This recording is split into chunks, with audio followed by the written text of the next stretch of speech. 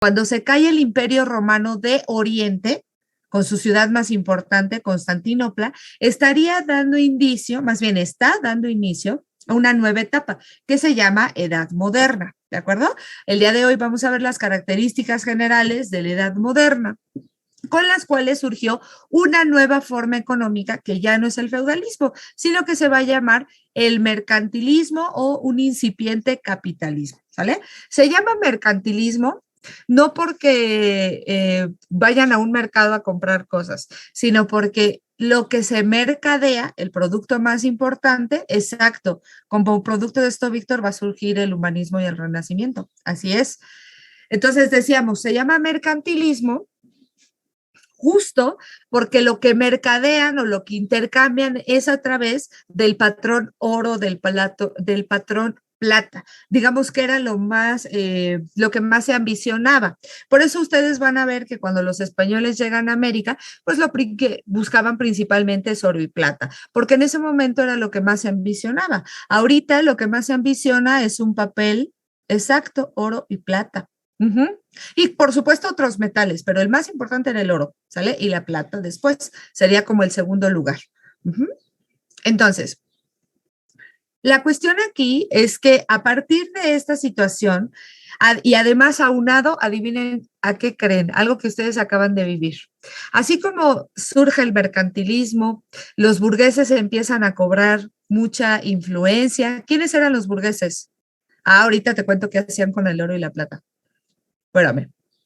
Antes de irnos hacia allá, cuéntenme, ¿qué es un burgués? Los burgueses son los que intercambian productos de un feudo a otro. Entonces, estos señores, en vez de que ya les pudieran pagar, imagínense ustedes, es muy difícil que tú fueras de un feudo a otro, ya dijimos que a veces eran tierras muy lejanas, y que te fueras caminando o con tu burrito o con tu caballito o tu carretita, porque todavía no existen los automóviles, con un montón de kilos de maíz o de trigo, que era lo que había en ese tiempo, de vid, de uvita, de oliva, o sea, era muy difícil. Entonces, ¿qué hacían? Pues poner un patrón, ¿sale? En este caso, hoy le llamamos dinero, pero en aquel tiempo eran piedras que representaban ese valor. Entonces decían, a ver, esta piedra que es de oro va a representar, no sé, 5 costales de trigo, por dar una idea. Es por eso que se empiezan a visionar estos metales, porque estos metales te permiten intercambiar lo que hoy hacemos con el dinero, ¿no? El dinero al final es un vil papel. Nosotros le damos valor y nos permiten intercambiar por productos. Es lo mismo. En aquel tiempo, el oro, al ser un material que tiene, digamos, un peso importante y que se puede tasar y se puede ver si es, digamos, real, ¿no? O legal, pues lo que permite es realizar el intercambio. Por eso estaban ambicionando tanto el oro y la plata. Además de que con ellos, pues se pueden formar lingotes, se pueden hacer vajillas, se puede hacer joyería, entonces todo esto pues era sumamente valioso, ¿no? Entonces, bueno, ¿cómo surge esta nueva idea del capitalismo y la edad moderna? Uno, pues ya dijimos, con el surgimiento de la burguesía, con la llegada de los árabes que traen un montón de productos que toda la gente ambiciona y surge la idea por primera vez en la historia de acumular la riqueza, es decir, no nada más tener lo necesario para poder sobrevivir, sino también tener un excedente, este excedente de producción te va a permitir intercambiar, ¿sale? Intercambiar por oro o plata o incluso por otros productos. Y por tanto surge el desarrollo del comercio y en esta etapa de manera más bien de forma marítima, ¿no? Que es la principal. Porque a pie, pues ya lo hacían los burgueses, pero ya dijimos que el mar empieza a cobrar muchísima importancia. ¿Debido a qué? A los descubrimientos geográficos que se van a realizar durante la Edad Moderna. De hecho, casi después de que se cae el Imperio Romano, vamos a tener la llegada de Cristóbal Colón, lo que va a convertirse en el primer, digamos, momento en el que se tiene la idea de el mundo globalizado, pues, o sea, que tenemos noción de todo lo que existe en el mundo. Y es que antes de Cristóbal Colón solamente se creía que existían 2 continentes, Asia y Europa, y apenas el norte de África, o sea, todavía no conocen la colita de África. Entonces, imagínate, la visión era todavía mucho más pequeña. ¿no? Sí, fábrica como tal, no, Víctor, porque las fábricas ya surgen con la revolución industrial, pero las empresas sí, ¿no? En aquel tiempo le llamaban empresario a cualquiera que invirtiera, digamos, oro, plata o cualquier tipo de material para buscar un beneficio económico. A eso le llamaban pues empresas, ¿no? Por ejemplo, en aquel tiempo, yo sé que suena muy raro decirlo ahorita, pero en aquel tiempo un empresario era, por ejemplo, Cristóbal Colón, porque invirtió todo lo que tenía en el descubrimiento de nuevas tierras. O Hernán Cortés, porque no solamente invirtió todo lo que tenía, sino que hasta robó lo que no tenía para invertirlo en la conquista, ¿sale? Ellos serían empresarios en el estricto sentido. Fábricas no les podemos llamar porque para que exista una fábrica tiene que haber un elemento fundamental que son las máquinas. Y para este momento las máquinas todavía como tal no se han creado, al menos no como las conocemos el día de hoy, ¿sale? Entonces, gracias a estos descubrimientos geográficos de los que ahorita vamos a hablar, esto trajo pues el conocimiento de un montón de nuevas cosas, como por ejemplo nuevos métodos de cultivo, nuevos productos como el maíz, la papa, el jitomate, la calabaza, el chayote, elementos que son propios de América y que por supuesto todos los europeos van a ambicionar, así como querían la seda, la pimienta que venía de Asia, bueno, pues de América van a empezar a ambicionar incluso animalitos como el guajolote, que pues allá no existían y que aquí sí, ¿sale? Esto hizo pues que se revolucionara, perdón, totalmente la agricultura. El modo en el que se trabajaba el campo era muy distinto acá en América que como se trabajaba en Europa. Y por eso pues van a aprender de estas nuevas formas de siembra, van a tener una mayor producción porque además que creen que acá en América, sobre todo en la zona, digamos, de México y hasta la zona de Brasil, más abajo de Brasil, en donde estaría el Amazonas, resulta que es una zona donde todo se da, muchachos, todo se da. Algo que, por ejemplo, hay partes del mundo que no, como vamos a suponer Japón, que como es una isla y como está muy al norte, no produce tantas cosas como aquí se dan, ¿no? De alimentos. Piensen que, por ejemplo, actualmente en Japón, una, un melón, o sea, vale muchísimos yenes, incluso se regalan el día de su cumpleaños melones y sandías, porque son productos carísimos allá porque no los hay, ¿no? No es fácil como sembrarlos, no que aquí, pues 2 melones por 20, 2 melones por 10, cuando ya está muy de oferta.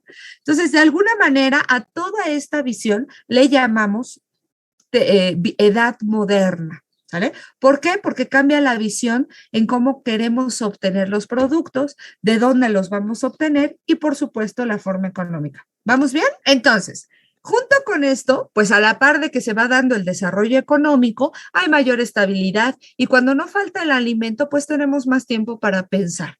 Eso hizo que la gente de este periodo, de la Edad Moderna, surgiera una nueva forma de ideología llamada Renacimiento, con más tiempo para pensar.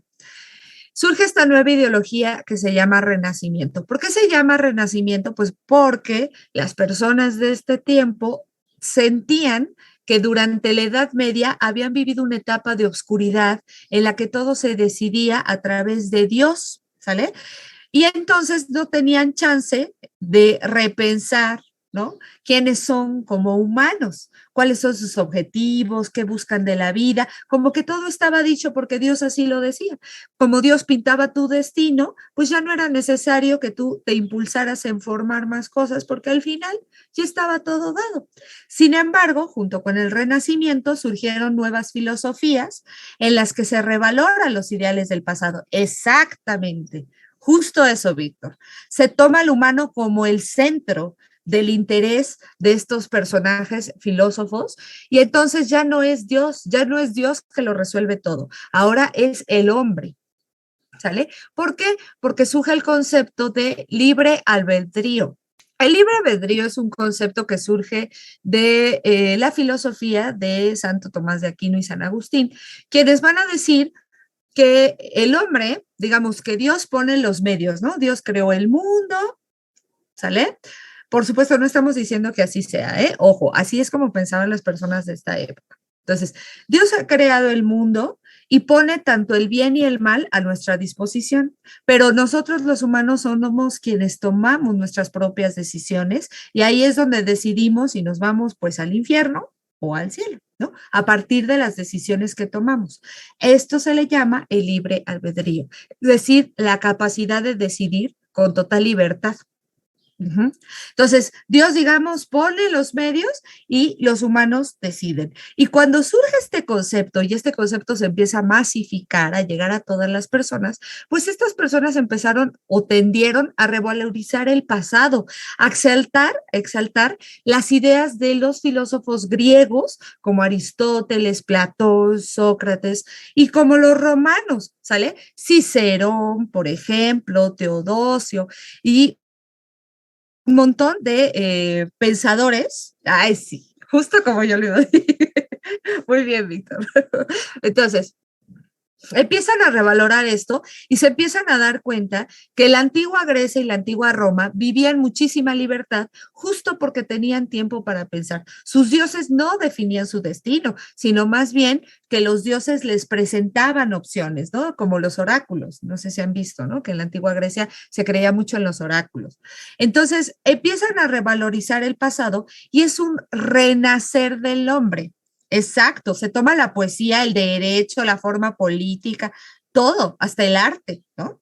Entonces, ¿qué sucede? Pues que se empiezan a fijar en la observación, empiezan a ser cada vez más observadores, a fijarse en lo que está pasando en su entorno y a tratar de darle una explicación que no tenga que ver nada más con la religión, sino también a través de la razón humana. Y por eso a esta etapa le dicen es un renacer del hombre, ¿sale? El hombre vuelve a ocupar un lugar al centro. De ahí que, por eso en este periodo, como parte de este periodo, se empieza a surgir una forma artística que también llamamos arte renacentista, en el que se exalta o se pone al hombre al centro. ¿Sale? Se intenta resolver la pregunta, ¿qué es el hombre?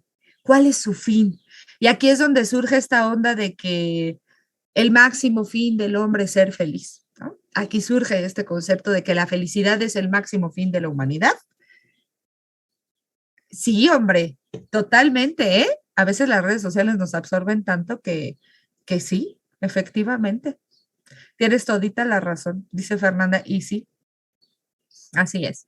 Entonces, todo empieza a girar en torno a la humanidad, incluso el arte, aunque fuera religioso, se fija más en las acciones de los humanos que en las acciones de los dioses. Y por eso es un periodo en el que se va a dar muchísimo el desarrollo científico y tecnológico. Y entonces vamos a tener una preocupación más por el individuo que por Dios en sí, ¿no? O sea, lo que resuelve Dios, no.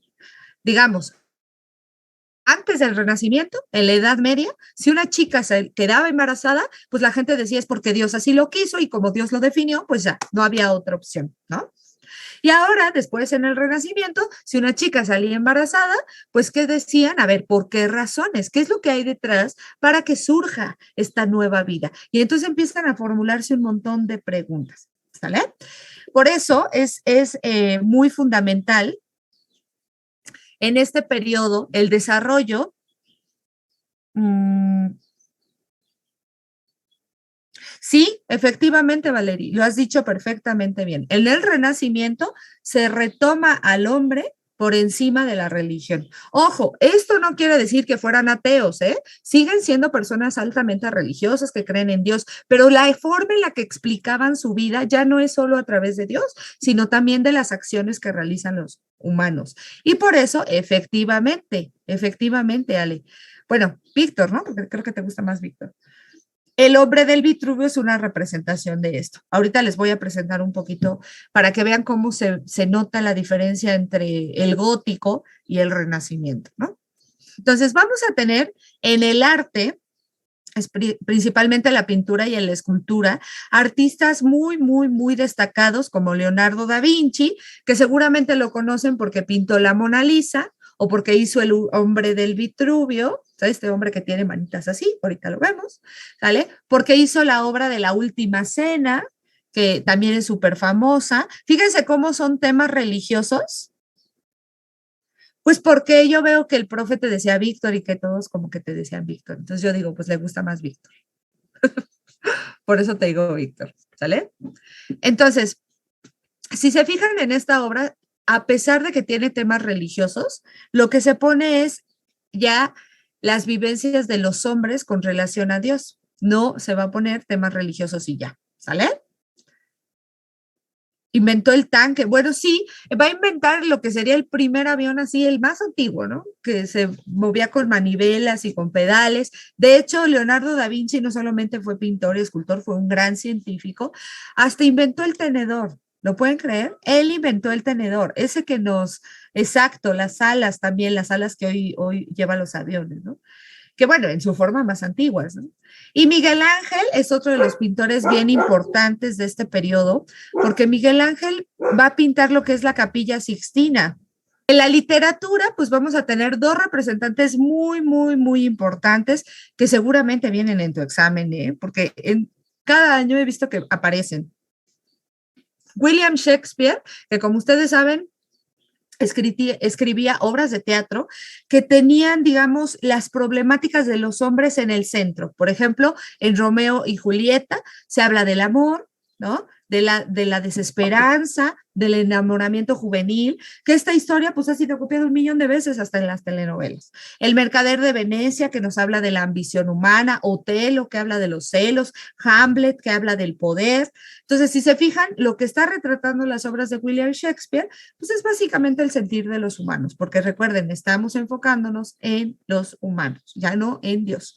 Y el otro, eso dentro del habla inglesa, pero también dentro del habla española, vamos a tener a Miguel de Cervantes, creador de la obra más importante en el español, que es Don Quijote de la Mancha. Esta obra retrata la historia de un hombre que es caballero y que intenta salvar a toda costa a su Dulcinea, a su mujer, pero todo se lo está inventando, o sea, digamos que todo está pasando en su cabeza. ¿Por qué fue tan importante esta obra? Pues porque por la forma en la que, como está escrita, bueno, él cree que es un caballero, ¿no?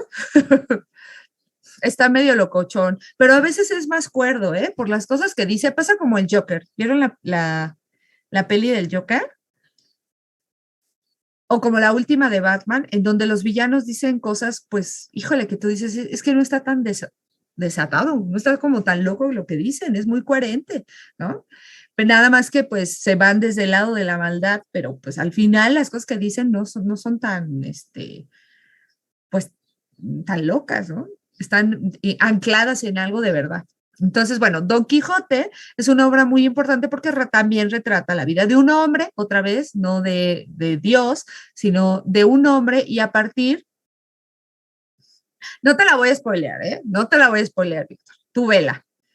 Te la puedes aventar, ya hasta la subieron en HBO, creo, si tienes de ese tipo de cuentas. Está muy buena, pero sí con tiempo y con calma, ¿eh? Porque está larga la peli de Batman. Está larga. Ay, qué mentirosa, Alexa. Ya le estás spoileando, pero no es cierto, no se muere. Y bueno, por otro lado, por supuesto que las ciencias también se van a potenciar, no solamente el arte. Y entonces ahí vamos a tener un montón de descubrimientos fundamentales, ¿no?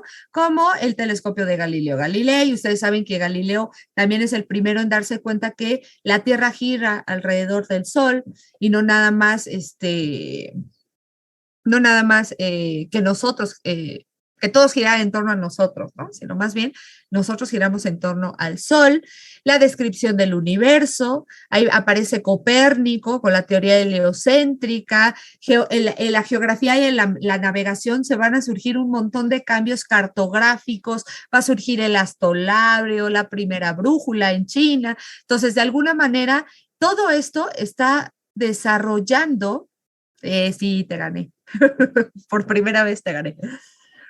Todo esto va a generar pues un montón de descubrimientos que van a devenir o van a caer o van a tener como consecuencia pues el descubrimiento de América, ¿sale?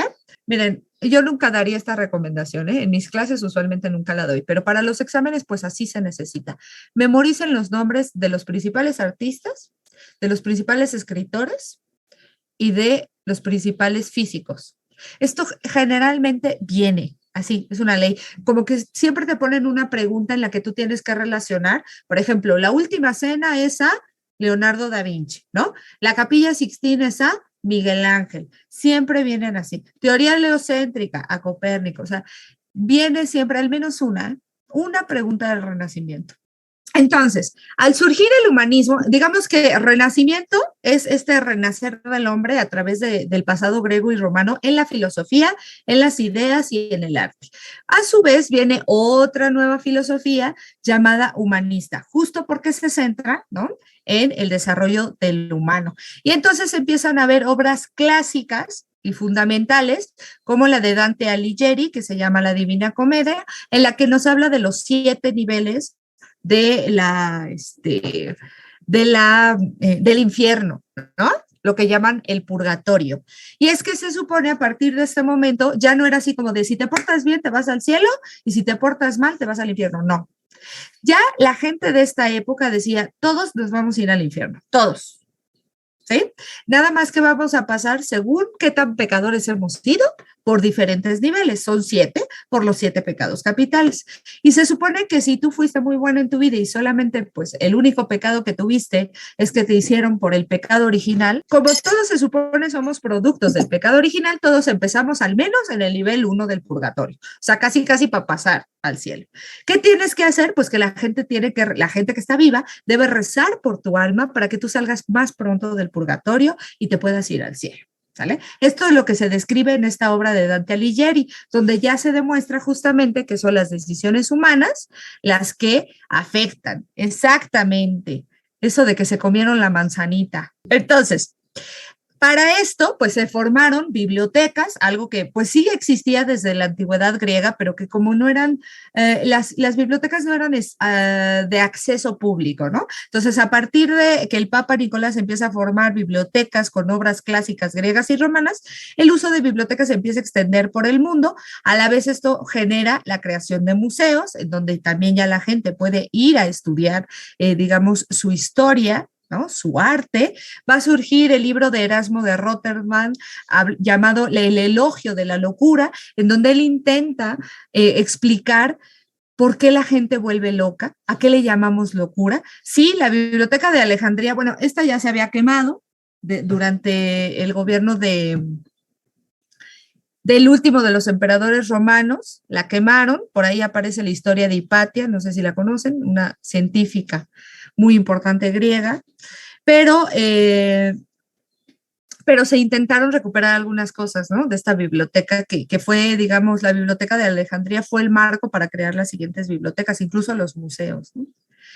Y el último de los textos que son importantes, que reflejan el humanismo, es el libro de Nicolás Maquiavelo llamado El Príncipe, en donde literalmente Nicolás Maquiavelo era un consejero del rey y le escribe al príncipe que va a ser un futuro rey y donde pues le va explicando justamente cómo gobernar. Y digamos que ese libro se convirtió como en la guía de cómo ser un buen rey, ¿no?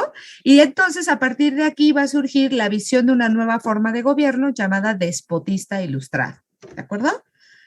Entonces, como parte del humanismo, ya dijimos, se va a dar una nueva posición intelectual en donde se va a resignificar qué es el hombre, cuáles son sus objetivos en la vida, va a surgir el pensamiento científico, que va a tener los grandes descubrimientos de los que ya hablamos, y por supuesto se va a reflexionar sobre la naturaleza de la humanidad y su entorno. Entonces también empieza a surgir la idea de lo que sería la biología o el estudio de la vida misma, empezando por la vida de los humanos, biológicamente hablando, ¿no?, su física, y a partir de también los animales. ¿De acuerdo? Entonces, si se fijan, el Renacimiento y el humanismo, pues son lo más directo que tenemos a la forma en la que entendemos hoy el mundo.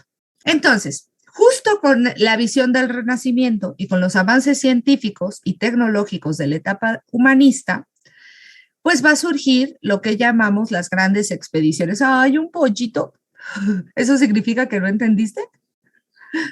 ¿O que vuelas como un ave feliz y contenta? Ah, el 90, el pajarito, es el mismo. Es que como lo confundo con el otro, que se parece al pajarito de Twitter. Bueno, entonces, ¿Qué avances científicos se desarrollaron para la navegación? De entrada, la cartografía, que recuerda que es el estudio de los mapas. Entonces, la gente empieza a diseñar mapas para tratar de comprender qué es el mundo, cómo es. Surge el descubrimiento de que la Tierra es redonda.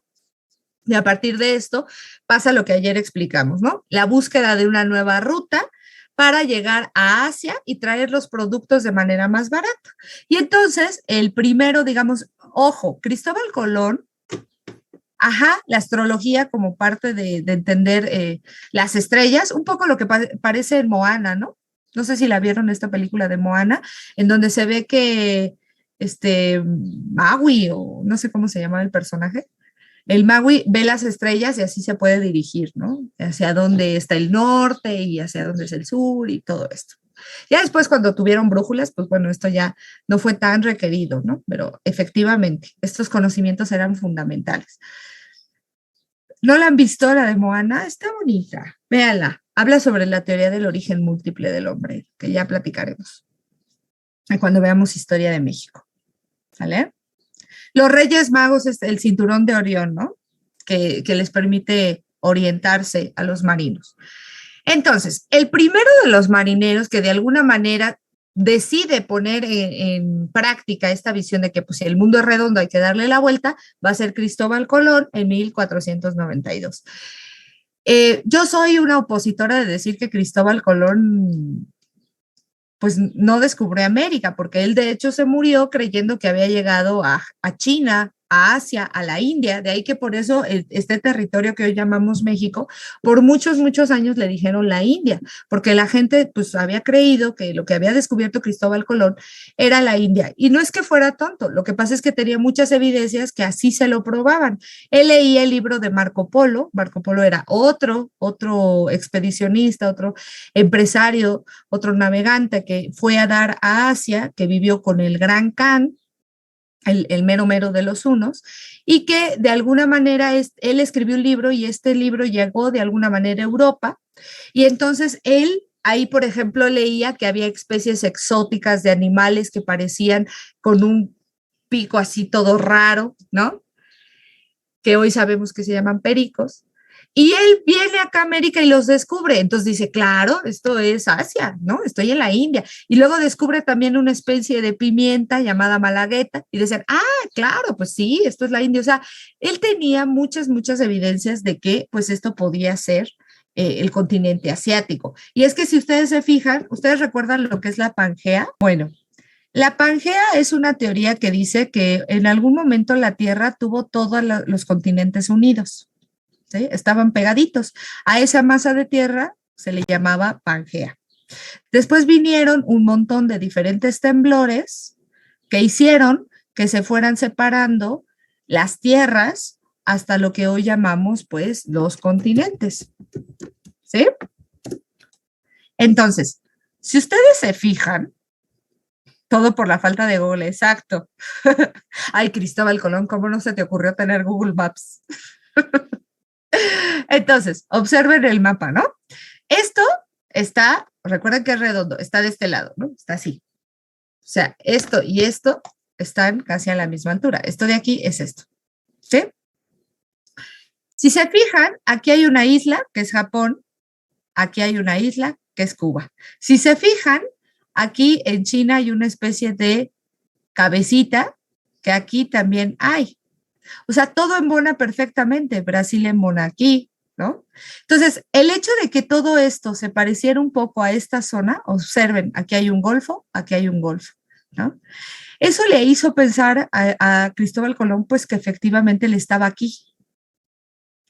Ya va a ser otro personaje que se llama como el que descubre que esto es un continente diferente. ¿Cómo se llama ese personaje que descubre que esto no era Asia, no era la India, como decía Cristóbal Colón? Es un continente nuevo. Es el señor Américo Vespucio. Por eso el continente se llama América y no Colombia. Porque sí, Colombia, el actual país llamado Colombia es en honor a Cristóbal Colón, porque él llegó ahí, ¿sale? Pero Américo Vespucio es otro navegante, es el primero en darle Américo Vespucio, ¿sale? Américo Vespucio es el primero en darle la vuelta a lo que hoy es el continente americano. Ay, ¿dónde está mi mapa? Todo esto, O sea, Américo Vespucio salió de aquí, de España, y él le dio toda la vuelta al continente, y él fue el primero en darse cuenta, pues que no, que esto era otra tierra, y por eso decidieron llamarle a este continente muchos años después América.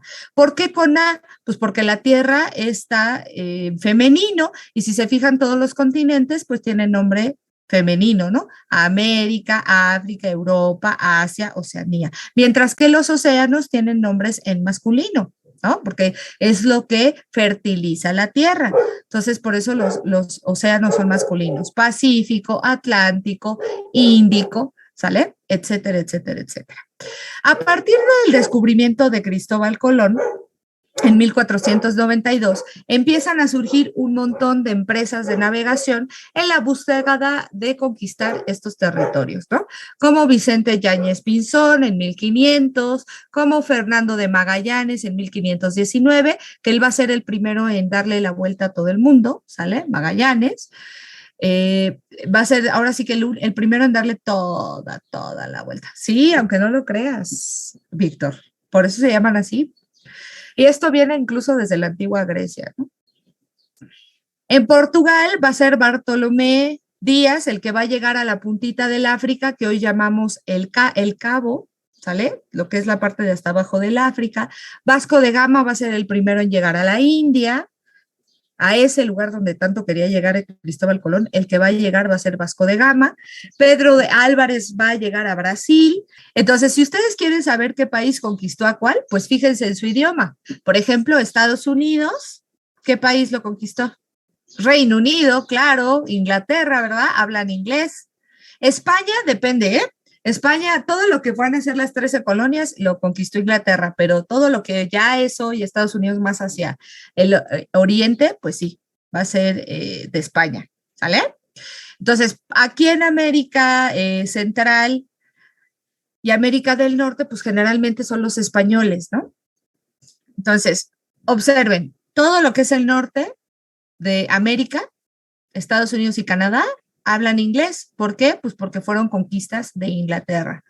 Todo el resto del continente, la mayoría del continente habla español porque fue conquistado por España, y excepto Brasil, que va a ser conquistado por Portugal, y la parte de Haití, por ejemplo, que hablan francés porque fueron colonias francesas, ¿sale? Y una parte de Canadá también, en Montreal. Entonces, lo que tienen en pantalla, pues es el mapa que seguía la ruta de la seda por mar y que, como verán, llegaba desde China, perdón, le quité.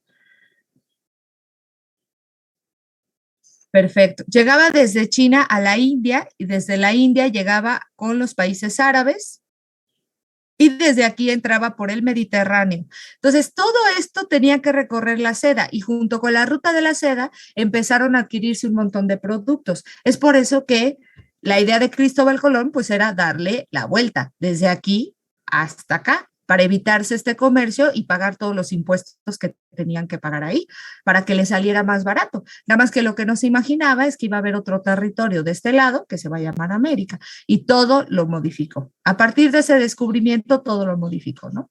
Los viajes de navegación principalmente se dieron los españoles hacia el continente que hoy llamamos América, mientras que los portugueses van a empezar a hacer esto, por eso descubren Brasil, de hecho, porque hacen esta vuelta, ¿sale? Y de tal manera que ellos van a conquistar todo lo que va a ser el África.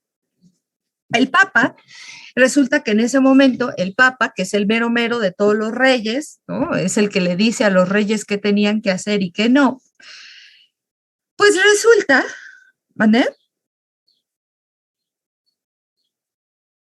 Ah, sí comerciaban por tierra. A ver, por acá, déjame, me voy aquí. Sí hay comercio por tierra, digamos, de aquí de China, ¿no?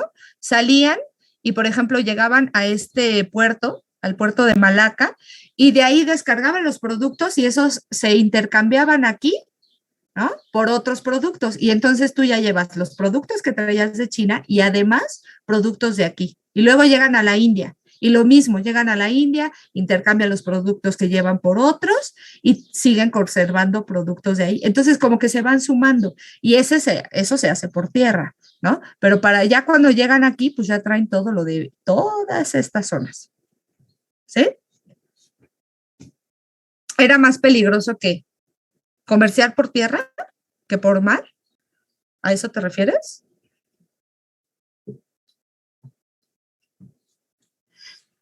Pues ambas tenían su dificultad, ¿eh? Mucha dificultad. Te voy a decir por qué.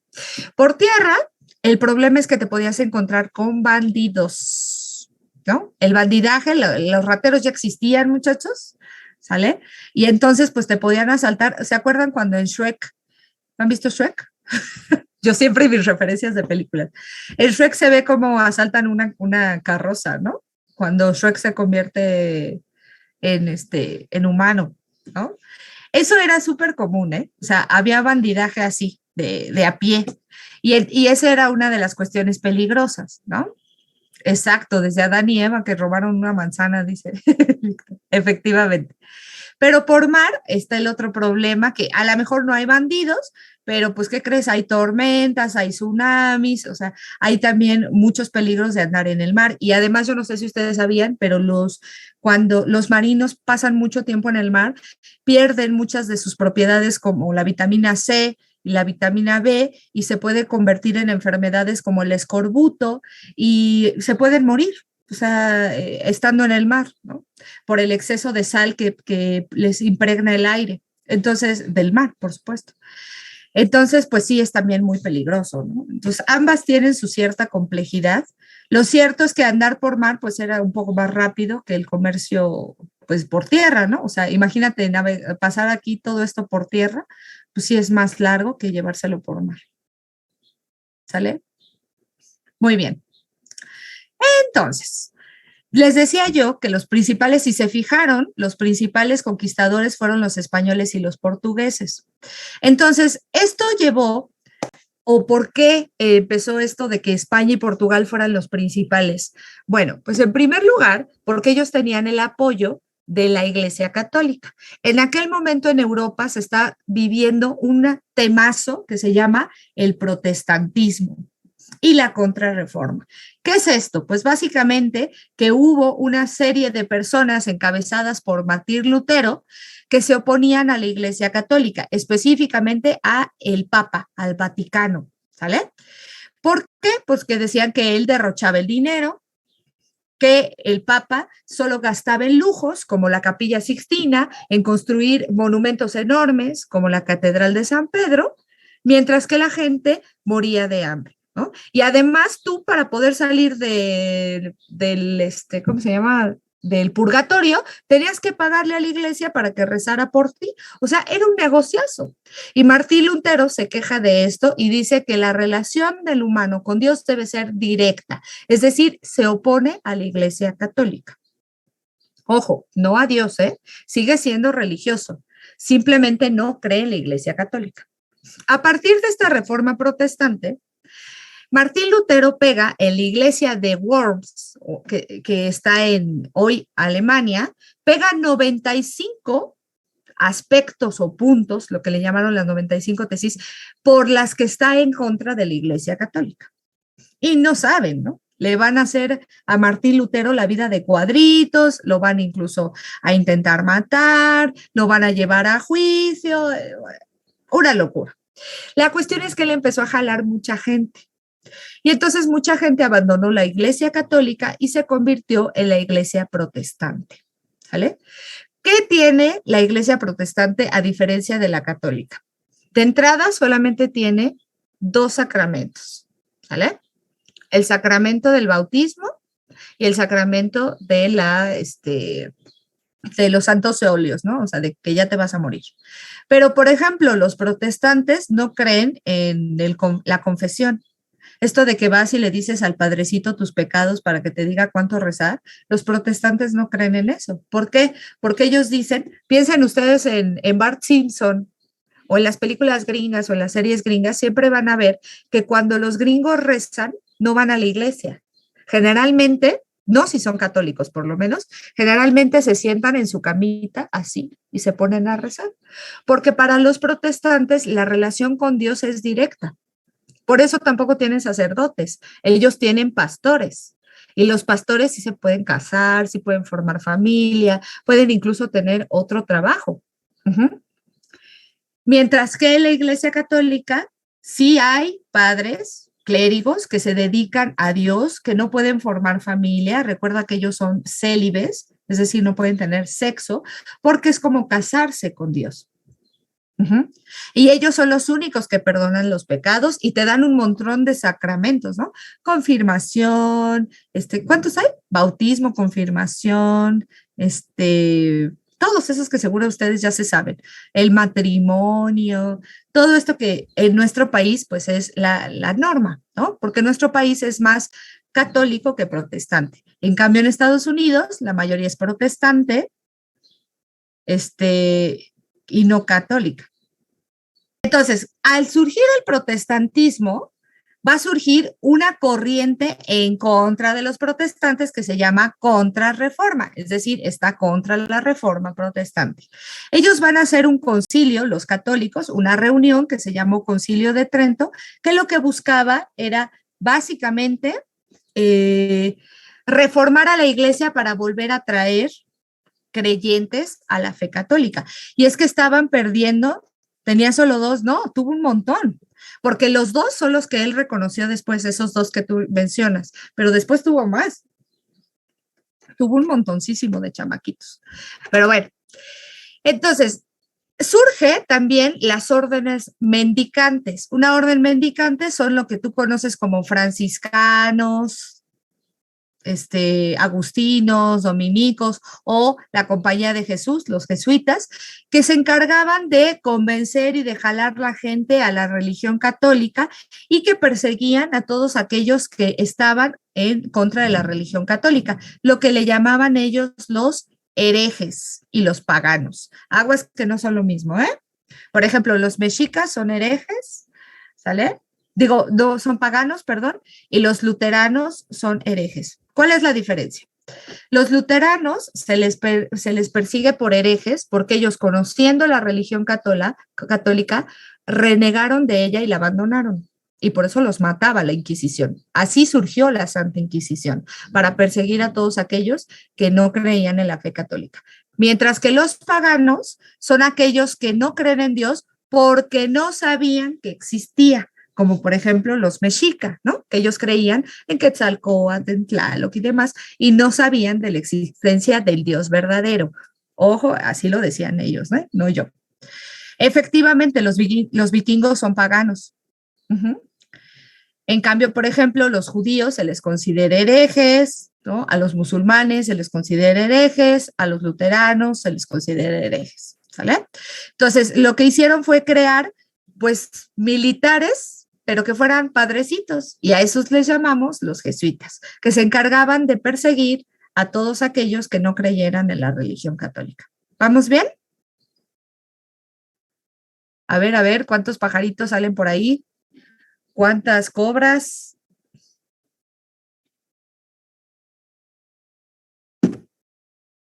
No, justo, Víctor, para la iglesia los paganos era así como, ay, pobrecitos, o sea, no es que ellos eran así, los trataban como niños, ay, es que hay que educarlos para que sepan de la religión otra vez y ya que se conviertan. Por eso la Santa Inquisición acá en América mató muy pocos indígenas al inicio, porque pues ellos eran paganos, no herejes. Ya cuando sabían de la religión de Jesús y luego renegaban de esa religión, entonces sí los castigaban como herejes. ¿Sale? Pero por eso la Santa Inquisición casi no mató indígenas acá. Si le suman, hagan de cuenta que esta taza que tengo aquí es la edad moderna y le vamos a echar una cucharadita de renacimiento, una cucharadita de humanismo, una cucharadita de reforma protestante, una cucharadita de descubrimientos en América y va a surgir el tecito que vamos a generar, se va a llamar ilustración. ¿Sale? ¿Qué es la ilustración? Es básicamente una ideología, es decir, es una forma, es una idea de entender el mundo. ¿Sale? La ideología ilustrada se basa específicamente en el uso de la razón. El dibujo. Es decir, ya no se va a resolver todo a través de Dios, ni siquiera de la idea del renacer del hombre, sino a través de la razón. El que toma las decisiones es el uso de tu cerebrito, el pensamiento humano. Y aquí, ¿no? Como el meme ese de que te explota el cerebro porque descubres algo. ¿Han escuchado esa expresión de se te prendió el foco? ¿Qué significa eso de cuando decimos, ay, se me prendió el foco?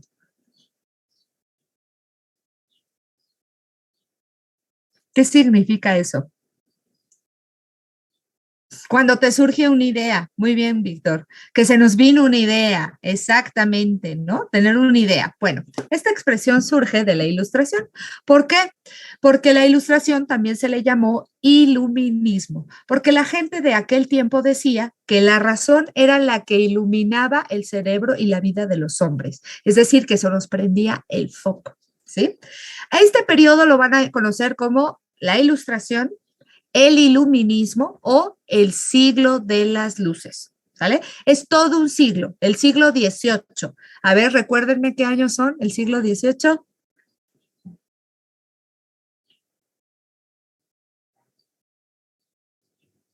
A ver si se acuerdan de lo que hicimos ayer. Muy bien, Celic, del 1701 al 1800. Magnífico. Entonces, todo ese siglo es el que llamamos siglo de las luces, porque lo que dominó fue el razonamiento humano. Ahora sí, la ciencia y el arte se imponen así como una ley, ¿no?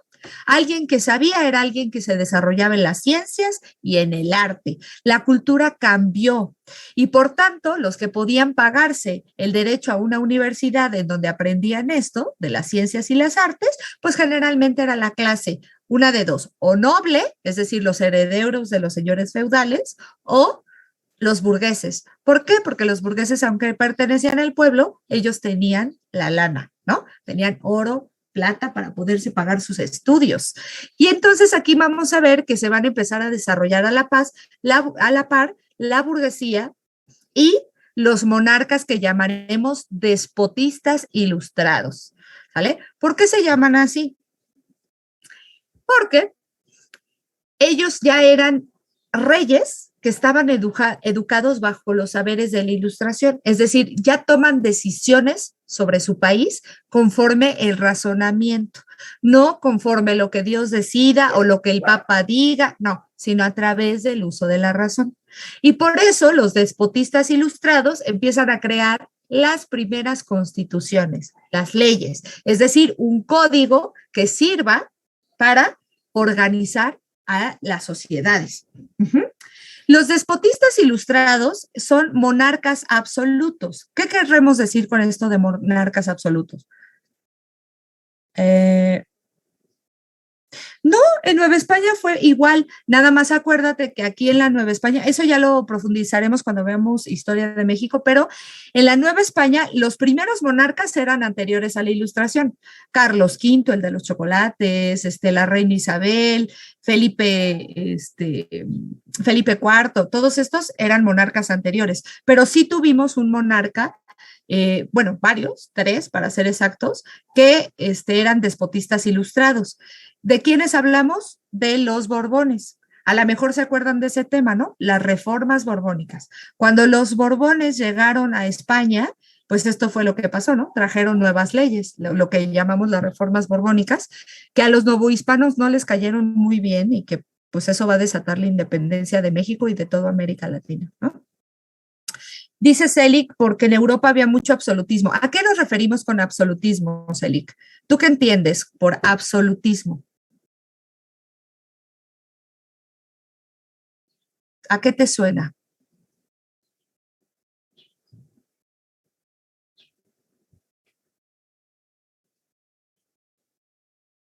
¿A qué es un líder que tiene control total? Exacto, es un líder que tiene poder absoluto.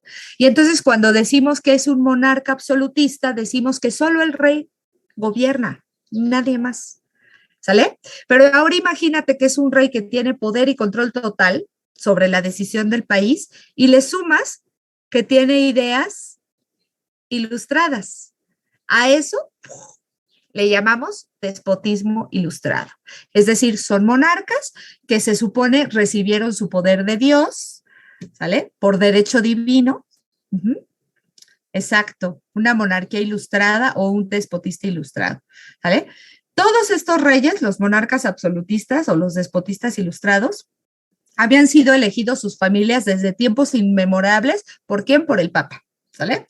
Por eso decimos que ellos eran representantes de Dios en la tierra. Ellos de verdad creían que Dios los había elegido, ¿eh?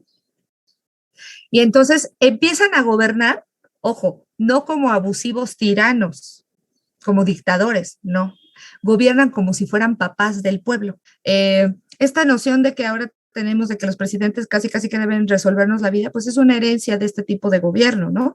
En realidad, pues los gobiernos no pueden hacerse cargo de absolutamente todas las decisiones que toma su pueblo, ¿no? Sin embargo, pues bueno, esta forma de gobierno se centró muchísimo en que los monarcas les prometían progreso. La palabra progreso se convirtió así como en la ley, porque se les promete que para mejorar como nación tienen que progresar. Y el progreso significaba el desarrollo tecnológico, por un lado, y también significaba el avance. Es un eslogan, exactamente. Hasta el día de hoy, ¿no? La gente siempre busca progresar y entienden por progreso, pues justamente adquirir más dinero, adquirir más riquezas, adquirir nuevas tecnologías, ¿no? Entonces, hay una visión de que el futuro es prometedor. Y entonces a esto le sumamos que empezaron escritores como Denis Diderot y de Lambert, que crearon el primer libro, que era el primer intento de ser Google. O sea, de tener toda la información a la mano. Nada más que no se llamaba Google, se llamaba enciclopedia. Este libro lo cambió todo, chicos, porque es la primera vez en la historia que se tiene un libro que contiene información sobre todos los aspectos del mundo. Y esto pues conmocionó, ¿no? Revolucionó la forma en la que entendíamos el mundo, porque ahora era necesario aprender a leer para poder conocer cosas, ¿no? Entonces aquí también van a empezar a formarse en las escuelas, en un sentido más estricto y laico, más abierto, ¿sale? Como que se va a acceder a esta forma de educación en la búsqueda de tres principios fundamentales para los ilustrados: la libertad, la igualdad y la justicia. ¿Por qué? Porque al intentar con la razón darse cuenta, abrían a los humanos y se daban cuenta de que todos eran iguales, que no había eso de la sangre azul, ¿no? Y se daban cuenta y decían, a ver, espérate, si ese señor gobierna, es dueño de todo, él pues dice que lo eligió Dios, pero yo ya me di cuenta que todos somos iguales. ¿Por qué él sí gobierna y yo no? ¿Y por qué él sí tiene riquezas y yo no? ¿Y por qué él vive en un castillo y yo en una chocita? Cuestionarlo todo, esa es la base de la ilustración, ¿eh? Cuestionarlo todo. Hace que empiece a haber malestares y decir, esto no está bien, esto no me gusta. Y entonces tenemos que buscar una nueva forma de gobernarnos. Y es entonces con esta forma política que surge la idea de soberanía popular, es decir, retomar la idea de democracia, el pueblo va a gobernar, ¿sale? Segundo, la aplicación de los términos democráticos, es decir, qué significa un país en donde todos tenemos derecho a las mismas cosas. Uh-huh. Y por último, la idea del contrato social de Montesquieu, ¿sale? Exacto, eran como niños chiquitos preguntando de todo por qué, ¿no? Exacto, así. Entonces, surge la idea de contrato social. ¿En qué consiste básicamente? En que todos formamos parte de una misma sociedad y que si todos contribuimos a la mejora de esa sociedad, entonces llegaremos al un tema complejo la ilustración, pero esta es la base fundamental del pensamiento científico que tenemos hoy. Si se fijan, hoy día pues hacemos caso o debiéramos hacer caso a todo lo que podamos comprobar, ¿no? Vean el temor que se dio después de la pandemia, que si las vacunas, que si no. Al final, la ciencia se impuso pues a las creencias, ¿no? A los meros conocimientos empíricos. Uh-huh. Entonces, junto con la ilustración, ay Dios, van a empezar a surgir un montón de escritores que les decía, son los que se van a volver más famosos, los más vendidos de su tiempo, porque empezaron a propagar estas ideas. El primero es Thomas Hobbes, que habla sobre la forma de gobierno del Estado, define lo que es un Estado como forma de organización política, en su libro llamado El Leviatán.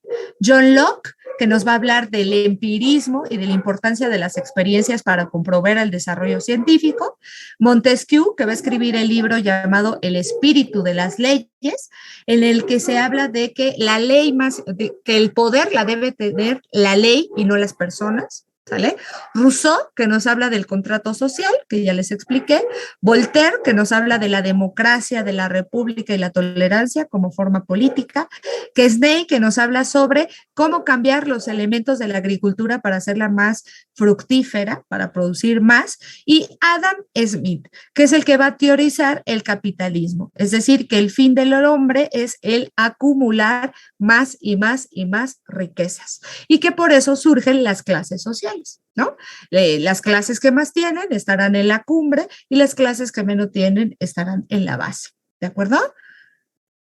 ¿Dudas con la ilustración? ¿O con los escritores de la ilustración? Al igual que en el Renacimiento, chicos, siempre suele venir una pregunta en donde se nos habla de estos autores y les voy a dar un tip. Si el apellido parece como que termina en gu, así como Rousseau, Quesnay, Voltaire, así, son franceses. Y la ilustración se dio principalmente en Francia. Entonces, pues ya saben que esos son, ¿vale? Excepto Adam Smith y John Locke, que son ingleses, y Thomas Hobbes, que bueno, Thomas Hobbes es una cosa rara, pero el resto son franceses, ¿sale? El impacto de la ilustración y el despotismo ilustrado. Resulta que se va a dar una alianza entre la burguesía y los reyes ilustrados. ¿Por qué? Porque ambos tienen sabiduría de la ilustración, porque están formados en las universidades. Pero la burguesía tiene la lana, ¿sale? Y los despotistas ilustrados tienen el poder. Entonces, esto permite que hagan una mancuerna y que surjan por primera vez en la historia lo que llamamos los países, es decir, las monarquías nacionales, ¿sale? Los países.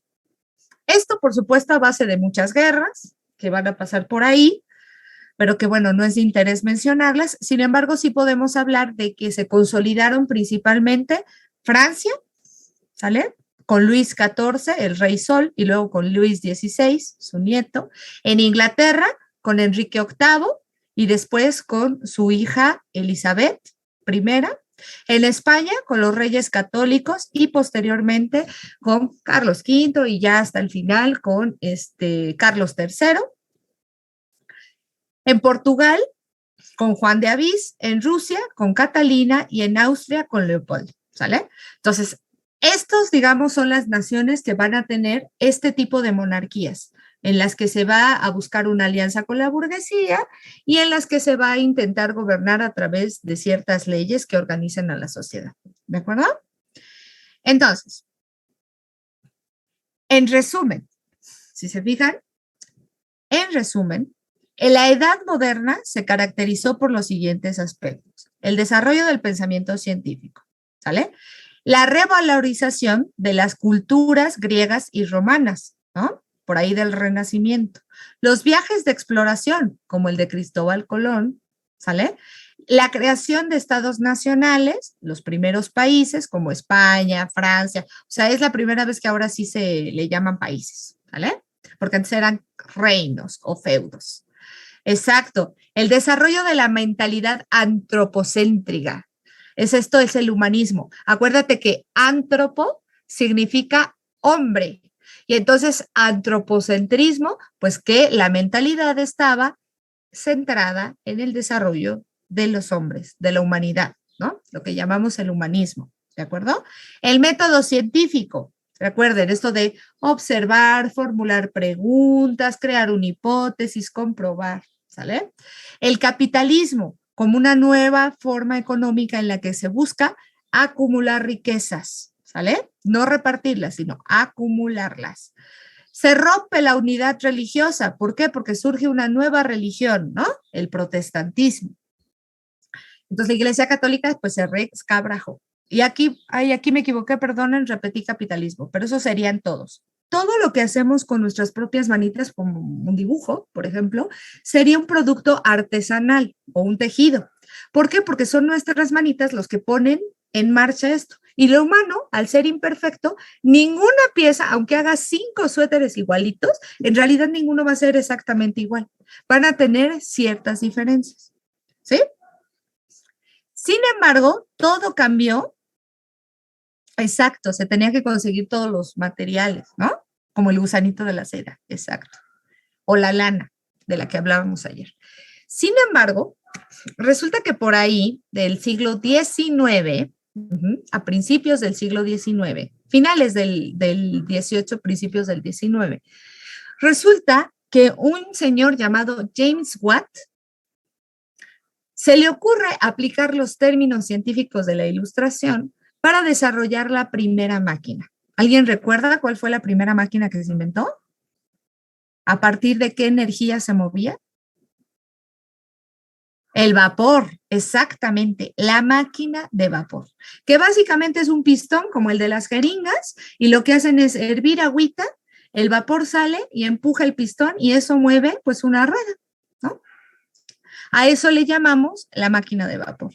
¿Y qué creen? Con la máquina de vapor, por primera vez se hizo el telar mecánico, es decir, se empezaron a fabricar suéteres de manera mucho más rápida y ya no eran todos igualitos. Digo, ya no eran todos diferentes, sino que todos eran idénticos. Entonces empezó la producción en serie, en masa.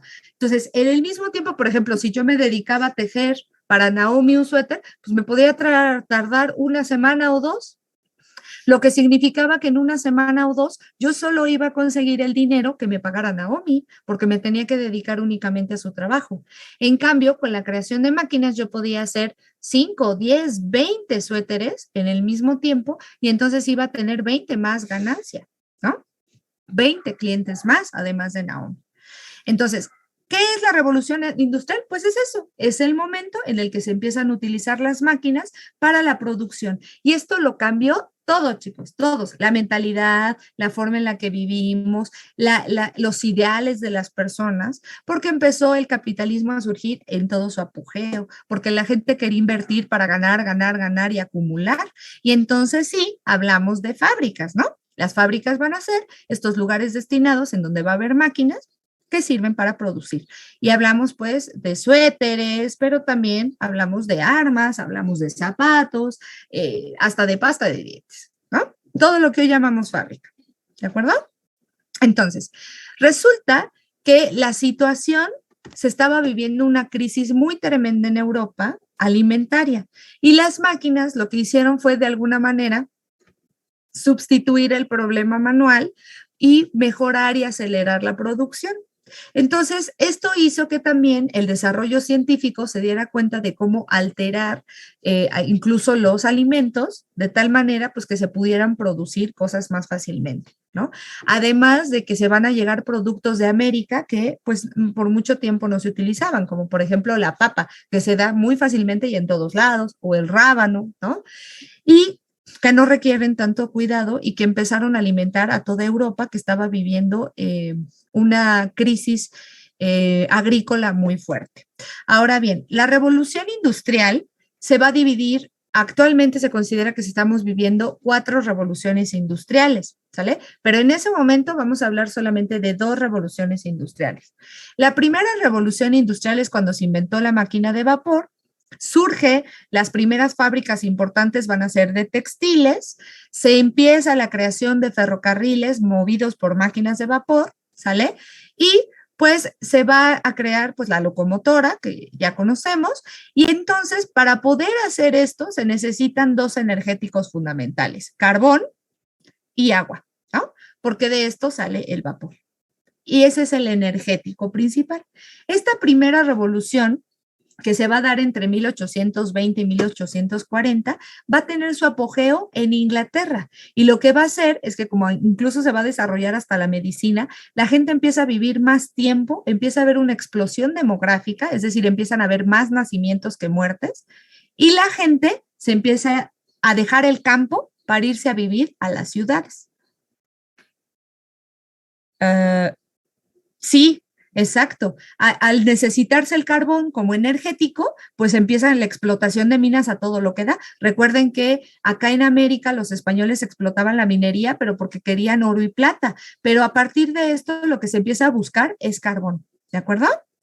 Después vamos a tener la segunda revolución industrial. La segunda revolución industrial se desarrolla más en la química. ¿Sale?